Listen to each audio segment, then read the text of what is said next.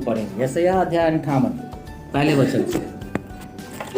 गला खोल कर पुकार, कुछ न रख छोड़, नरसिंगे का सा ऊंचा शब्द कर। मेरी प्रजा को उसका अपराध अर्थात याकूब के घराने को उसका पाप बता दे। वे प्रतिदिन मेरे पास आते हैं और मेरी गति जानने की इच्छा ऐसी रखते हैं मानो वे धर्मी लोग हैं, जिन्होंने अपने परमेश्वर के नियमों को नहीं टाला। वे मुझसे धर्म के नियम पूछते और परमेश्वर के निकट आने से खुश होते हैं। वे कहते हैं, क्या कारण है कि हमने तो उपवास रखा परंतु तूने इसकी सुधि नहीं ली, हमने दुख उठाया परंतु तूने कुछ ध्यान नहीं दिया। सुनो, उपवास के दिन तुम अपनी ही इच्छा पूरी करते हो और अपने सेवकों से कठिन काम करवाते हो। सुनो, तुम्हारे उपवास का फल यह होता है कि तुम आपस में लड़ते और झगड़ते और दुष्टता से घूंसे मारते हो।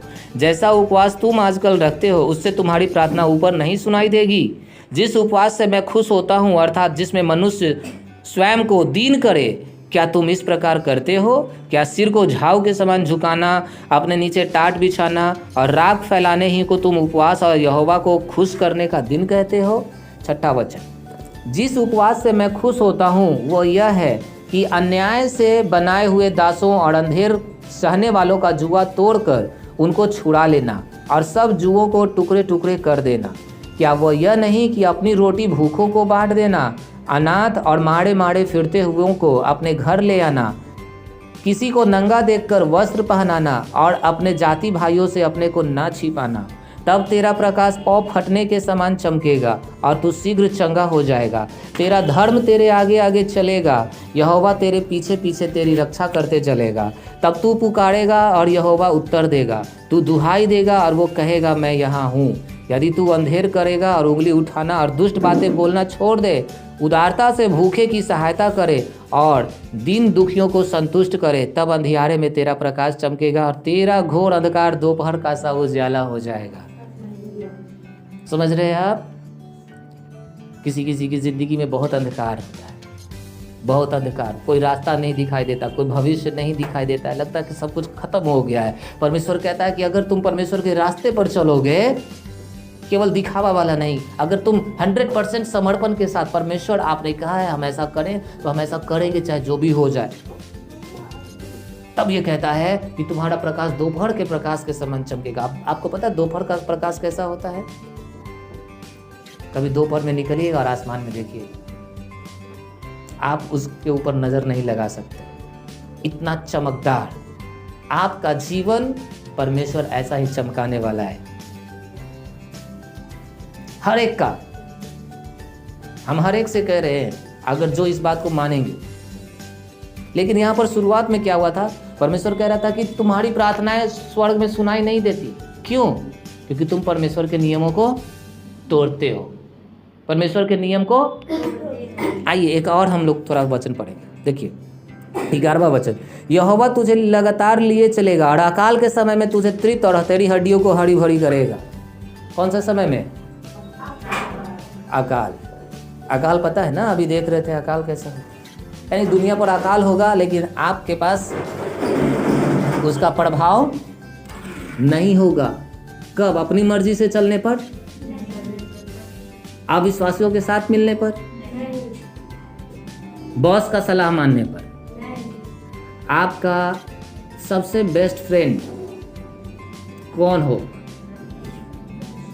परमेश्वर। बाइबल आपका सबसे बेस्ट फ्रेंड होना चाहिए। सबसे बेस्ट जगह जहां आप टाइम बिताना चाहें वो आपका चर्च होना चाहिए। इससे सुंदर कोई जगह आपके लिए नहीं होना चाहिए। और तब आप पाएंगे, सुनिए, हर एक के लिए परमेश्वर के पास बहुत कुछ है। थोड़ा और इसको पढ़ा देता है। कहता है 11वां वचन फिर से पढ़ेंगे, यहोवा तुझे लगातार लिए चलेगा और अकाल के समय तुझे तृप्त और तेरी हड्डियों को हरी भरी करेगा। तू सींची हुई बाड़ी और ऐसे सोते के समान होगा जिसका जल कभी नहीं सूखता। अब दो प्रकार का सोता होता है, जो सूख जाता है एक, और एक हमेशा क्या रहता है? पानी से भरा रहता है। नदी वो सोता है पानी का। 12वां वचन, तेरे वंश के लोग बहुत काल के उजड़े हुए स्थानों को फिर बसाएंगे। तू पीढ़ी पीढ़ी की पड़ी हुई नींव पर घर उठाएगा। तेरा नाम टूटे हुए बाड़े का सुधारक और पथों का ठीक करने वाला होगा। कहता है कि पीढ़ी पीढ़ी से जो घर पड़ा हुआ है, बिगड़ा पड़ा हुआ है, तुम उस पर क्या बनाओगे? घर।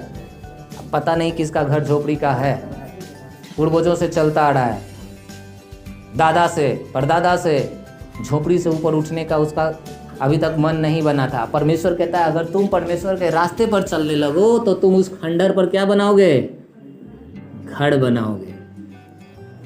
और एक बात और बताते हैं, घर एक बिल्डिंग नहीं होता है। घर जहाँ पति पत्नी बच्चे एक दूसरे के साथ प्रेम और समझदारी से रहते हैं, एक दूसरे की खुशी में आनंद मनाते हैं और एक दूसरे के विपत्ति को समझते हैं, वो घर होता है। परमेश्वर कहता है जो रिश्ता टूटा हुआ है, जो परिवार बिखरा हुआ है, जो घर बर्बाद हो चुका है पीढ़ियों से, उस पर तुम क्या करोगे? घर बनाओगे। परमेश्वर रिश्तों को जोड़ने वाला है। यदि तू विश्राम दिन को अशुद्ध ना करे, अर्थात उस पवित्र दिन में अपनी इच्छा पूरी करने की कोशिश ना करे और विश्राम दिन को आनंद का दिन और यहोवा का पवित्र किया हुआ दिन समझकर माने, यदि तू उसका सम्मान करके उस दिन अपने मार्ग पर ना चले, अपनी इच्छा पूरी ना करे और अपनी ही बातें ना बोले, तो तू यहोवा के कारण सुखी होगा और मैं तुझे देश के ऊंचे स्थान पर चलने दूंगा। कौन सा स्थान? आपको पता है हर एक व्यक्ति चाहता है कि हम ऊंचाई पे रहें, लेकिन सब लोग नहीं रह सकते। भैया आमीन। विश्राम दिन पहले शनिवार हुआ करता था, यीशु मसीह को आने से पहले। जब यीशु मसीह आए उसके बाद हम लोग ये रविवार को करते हैं। लेकिन एक चीज, एवरी संडे को तो चर्च में होना ही है। उसके अलावे भी अगर आपको परमेश्वर बोलता है, आपको आपका पास्टर अगर बोला है, तो सप्ताह में कम से कम एक दिन आपके पास एक्स्ट्रा होना चाहिए जिसमें आप परमेश्वर की सेवा कर सकें। जिसमें यदि कोई काम अगर मेरे पास हो और हमको कोई आदमी चाहिए तो आप उपलब्ध होने चाहिए, ताकि परमेश्वर का काम किया जा सके। कितनों को समझ में आ रहा है? अगर आप इस तरीके का जिंदगी रखेंगे तो परमेश्वर कहता है कि आप परमेश्वर से प्रार्थना करेंगे और वो क्या करेगा? उत्तर देगा। आपको पता है क्यों लोगों का उत्तर नहीं मिल रहा है? उनके मन परमेश्वर से जुड़े, वो परमेश्वर की व्यवस्था को तोड़ते हैं, वो आज्ञाओं को ही नहीं मानते हैं। मन करता है संडे को जाने का तो संडे को चर्च चले गए, मन किया नहीं जाने का तो नहीं गए, मन किया 10 मांस देने का तो दे दिए, मन नहीं किया तो नहीं दिए, मन किया बीज बोने का तो बो दिए, मन नहीं करेगा तो नहीं बोएंगे। मतलब वो अपने अनुसार करते हैं। इसलिए 10 साल से हम प्रभु में, 8 साल से सेवकाई हो रहा है, 10 साल से प्रभु में, आज तक मेरा जिंदगी ऊपर जाके नीचे नहीं आया। समझ रहे हैं आप? हमेशा हम क्या हो रहे हैं? ऊपर ही जा रहे हैं। और इस जिंदगी में बहुत सारे लोग हैं और हर एक का हाथ थाम करके संभालते हुए उसको ऊपर लेके, और जितने लोग पकड़ के रखा उस हाथ को, आज तक पकड़ के रखा, वो आज भी ऊंचाई पर है। और जितने बाइबल के अनुसार मन कितनों का खुल जाता है, तो वो जब भटक जाते हैं, तो आज हम जानते हैं ऐसे भी लोगों को जिनको परमेश्वर बहुत ऊंचा करने के बाद फिर छोड़ दिया। जैसे बाइबल में लिखा है कि परमेश्वर उनको शत्रुओं के हाथ में कर देते। इससे फर्क नहीं पड़ता है कि आप नौकरी से कितना कमाते हैं। देखिए मेरा आज का आखिरी वर्ड हम बता रहे हैं, पकड़ के रखिए। इससे फर्क नहीं पड़ेगा कि नौकरी में, बिजनेस में आप कितना कमाते हैं। फर्क इससे पड़ेगा कि आप परमेश्वर के राज को खोजने के लिए अपना टाइम और जो कुछ आपको परमेश्वर दिया है उसका इस्तेमाल आप कैसे करें। 2 चीज, टाइम और जो कुछ भी। हो सकता है कि आज आपके पास पैसा ना हो, लेकिन क्या आपके पास एक हृदय है कि परमेश्वर आप मुझे बोने के लिए बीज दो और मैं बोऊंगा।